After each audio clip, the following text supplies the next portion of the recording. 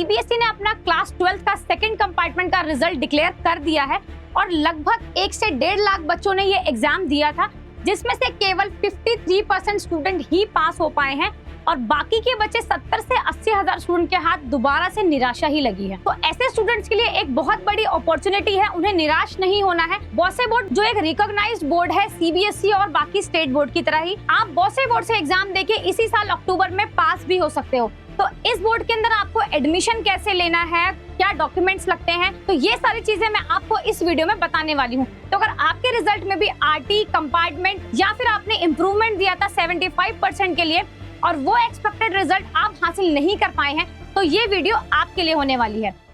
तो सबसे पहले बात करते हैं ऐसे स्टूडेंट की जो कंपार्टमेंट है किसी 1 या 2 सब्जेक्ट्स में या 3 सब्जेक्ट में और वो बॉसे बोर्ड में एग्जाम देना चाहते हैं। तो ऐसे स्टूडेंट इस बोर्ड के अंदर अक्टूबर सेशन में एग्जाम दे सकते हैं और अपने साल को वेस्ट होने से बचा सकते हैं। और इसके अलावा बात करते हैं दूसरी कैटेगरी के स्टूडेंट, यानी कि ऐसे स्टूडेंट जो जेईई या नीट के लिए प्रिपरेशन कर रहे हैं और उनका 75% फुलफिल नहीं हो पाया था, तो उन्होंने इम्प्रूवमेंट एग्जाम दिया था लेकिन दोबारा से उनका जो रिजल्ट है वो अनएक्सपेक्टेड आया है। तो ऐसे स्टूडेंट भी अभी अक्टूबर के अंदर एग्जाम दे सकते हैं। देखिए, 1 से 2 बार एग्जाम देने के बाद स्टूडेंट का कॉन्फिडेंस लेवल तो वैसे भी बहुत ज्यादा लो हो जाता है, पढ़ाई को छोड़ने का डिसीजन ले लेता है या फिर दोबारा से नेक्स्ट ईयर एग्जाम देने की प्लानिंग करता है। लेकिन आप एक स्मार्ट स्टूडेंट बन सकते हो, कैसे? बॉसे बोर्ड को चूज करके और अपने ईयर को सेव करके। यानी कि आप अगर बॉसे बोर्ड को चूज करते हो तो आप ये साल अपना बचा सकते हो और अक्टूबर के अंदर एग्जाम भी दे सकते हो। बॉसे बोर्ड की मार्कशीट है, उसकी जो वैल्यू है वो सीबीएसई बोर्ड की तरह ही और बाकी जो ओपन बोर्ड है एनआईओएस या बाकी स्टेट बोर्ड उन्हीं की तरह ही होती है। यानी कि आपकी मार्कशीट की वैल्यू सीबीएसई और एनआईओएस की तरह ही सेम होगी और ये बोर्ड फुल्ली वैलिड है किसी भी हायर एजुकेशन के लिए। तो आप बिना डरे इस बोर्ड के अंदर अपना एडमिशन ले सकते हैं। अब बात करते हैं एडमिशन लेना कैसे है। तो देखिए, इस बोर्ड में एडमिशन लेने का सबसे पहला बेनिफिट आपको होता है कि आपको ट्रांसफर ऑफ क्रेडिट की फैसिलिटी मिल जाती है। ट्रांसफर ऑफ क्रेडिट का मतलब क्या होता है? यानी कि अगर स्टूडेंट किसी 1 या 2 सब्जेक्ट में फेल है तो वो केवल उसी सब्जेक्ट का एग्जाम देगा और बाकी के अपने बचे हुए 5 सब्जेक्ट्स को बॉसे बोर्ड के अंदर ट्रांसफर करवा सकता है। तो देख लेते हैं कि क्या केसेस हो सकते हैं। तो सबसे पहले, या तो आपके रिजल्ट में एक सब्जेक्ट में आप फेल हो गए होंगे, तो अगर आप एक सब्जेक्ट में फेल हैं तो आपको एक सब्जेक्ट का ही एग्जाम देना होगा, बाकी के 4 सब्जेक्ट के आपके मार्क्स जो हैं वो ट्रांसफर हो जाएंगे। और अगर आप 2 सब्जेक्ट में फेल हो गए हैं तो 2 सब्जेक्ट का एग्जाम देंगे और बाकी के 3 सब्जेक्ट आपके ट्रांसफर हो जाएंगे।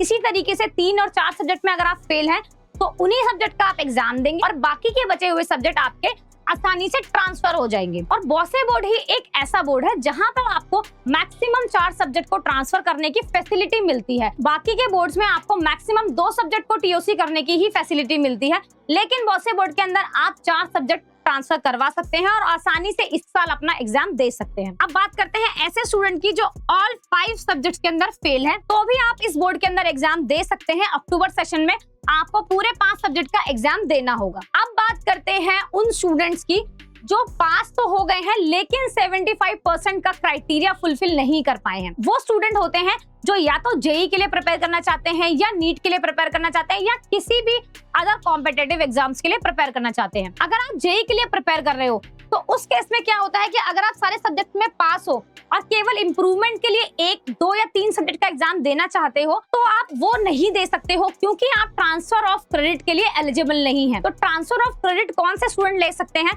टीओसी केवल वही स्टूडेंट ले सकते हैं जो स्टूडेंट फेल होते हैं, जिनके रिजल्ट में कंपार्टमेंट आरटी या फेल लिखा होता है। केवल वही स्टूडेंट अपने मार्क्स को ट्रांसफर करवा सकते हैं। अगर आपके रिजल्ट में पास लिखा है और आप इम्प्रूवमेंट करना चाहते हैं तो आप अपने मार्क्स को ट्रांसफर नहीं करवा सकते। और जेईई का क्राइटेरिया क्या कहता है कि आपके जो मार्क्स है वो 75% होने चाहिए, लेकिन आपकी जो मार्कशीट है वो एक सिंगल बोर्ड की होनी चाहिए, यानी कि सिंगल मार्कशीट के अंदर आपके 5 सब्जेक्ट होने चाहिए और 75% होने चाहिए। तो इस केस में आप इम्प्रूवमेंट एग्जाम नहीं दे सकते। आपको क्या करना होगा? आपको पूरे 5 सब्जेक्ट का ही दोबारा से एग्जाम देना होगा। और दोबारा से एग्जाम कब दे सकते हो आप? तो इस समय पे बाकी बोर्ड्स के एडमिशन क्लोज हो चुके हैं 5 सब्जेक्ट के लिए अगर आपको एडमिशन लेना है, लेकिन बॉसे बोर्ड के अंदर अक्टूबर सेशन में आप पूरे 5 सब्जेक्ट के अंदर एग्जाम दे सकते हो और अपना 75% लेके आ सकते हो। तो देखो ये सारे केस हमने समझ लिए। इसके अलावा और कोई स्पेशल केस है तो वो आप कमेंट बॉक्स में लिख सकते हो, उसके बारे में भी मैं आपको गाइड कर दूंगी। एडमिशन लेने के लिए आपको किन डॉक्यूमेंट्स की नीड्स होती है, सबसे पहले बात करते हैं 12th क्लास में। 12th क्लास में अगर आपको एडमिशन लेना है और आप फेल स्टूडेंट है तो सबसे पहले आपको 12th फेल मार्कशीट चाहिए होगी, आपका आधार कार्ड, आपका फोटोग्राफ और आपके सिग्नेचर, और सबसे जरूरी आपकी 10th क्लास की मार्कशीट। इसके बाद बात करते हैं जो पास आउट है, केवल इंप्रूवमेंट के लिए एग्जाम देना चाहते हैं पूरे 5 सब्जेक्ट का, तो उन स्टूडेंट को क्या चाहिए, 10th क्लास की मार्कशीट और बाकी सारे वही सिमिलर डॉक्यूमेंट्स, आधार कार्ड, फोटो, सिग्नेचर। इन सभी डॉक्यूमेंट्स के साथ आप अपना एडमिशन इसी साल अक्टूबर में ले सकते हो। तो देखिए मैंने सारे केसेस आपको समझा दिए हैं। अगर आपका 75% नहीं आया है तो वो आप इसी साल लेके आ सकते हो अक्टूबर में एग्जाम देके। देखो अब बात करते हैं कि बॉसे बोर्ड में एग्जाम देने का दूसरा बेनिफिट क्या हो सकता है। तो बॉसे बोर्ड में जो आपके एग्जाम होते हैं वो ऑनलाइन मोड में होते हैं। बाकी सभी बोर्ड में जो एग्जाम होते हैं वो ऑफलाइन सेंटर पे होते हैं, लेकिन बॉसे बोर्ड के अंदर आपके एग्जाम है जो प्रॉक्टर मोड में होते हैं। और यही एक बहुत बड़ी वजह है आपके परसेंटेज हाई होने की। बॉसे बोर्ड के अंदर पासिंग परसेंटेज 90 to 95% है, यानी कि फेल होने के चांसेस बहुत ही कम होते हैं, क्योंकि आपका जो एग्जाम है वो आपका ऑनलाइन मोड में होता है, आपको कहीं भी जाने की नीड नहीं होती है। इसके बाद बात करते हैं कि आप एडमिशन लेने के लिए एमवीएस फाउंडेशन को ही क्यों चुने, क्योंकि एमवीएस फाउंडेशन आपको बहुत सारी फैसिलिटीज प्रोवाइड करवाता है एडमिशन लेने के बाद, यानी कि आपके जो असाइनमेंट्स होते हैं, आपके जो प्रैक्टिकल होते हैं, इन सारी चीजों की फैसिलिटी यहाँ से प्रोवाइड होती है। और जो आपके स्टडी के लिए नोट्स होते हैं, हमारे टीचर्स आपको वही नोट्स प्रोवाइड कराते हैं जो आपके एग्जाम में आने वाले हैं। इसके बाद आपको ऑनलाइन क्लासेस प्रोवाइड होती है, हमारे टीचर्स आपको गाइड करते हैं आपको क्या पढ़ना है क्या नहीं पढ़ना है, और ऑनलाइन क्लासेस में आपको सारी चीजें करवाते हैं।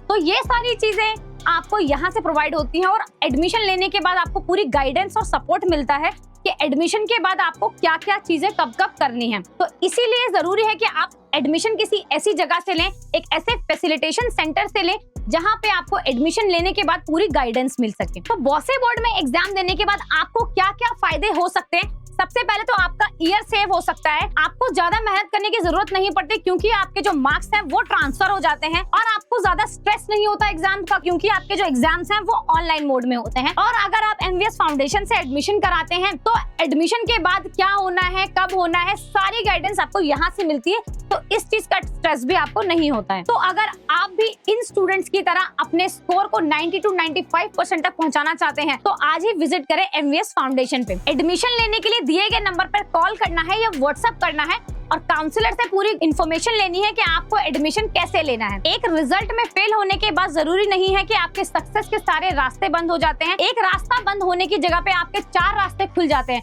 बस आपको ढूंढना है सही रास्ता। मिलती हूँ नेक्स्ट वीडियो में ऐसी ही एक गुड न्यूज के साथ। Thank you.